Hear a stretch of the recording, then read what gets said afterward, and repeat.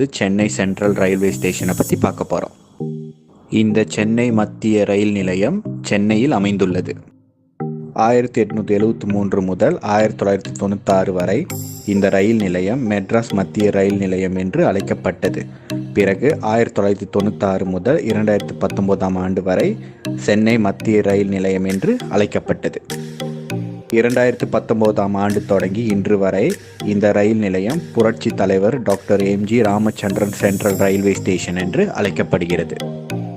இந்த சென்னை மத்திய ரயில் நிலையம் 1873 ஆண்டு ஜார்ஜ் ஹார்டிங் என்ற பிரிட்டிஷ் கட்டிட நிபுணரால் வடிவமைக்கப்பட்டது. இந்த சென்னை மத்திய ரயில் நிலையம் அன்று தொடங்கி இன்று வரை சென்னையின் அடையாளமாக விளங்குகின்றது. வெள்ளையர்களின் காலத்தின் போது இந்த ரயில் நிலையம் தென் இந்தியாவின் முக்கிய ரயில் நிலையமாக திகழ்ந்தது.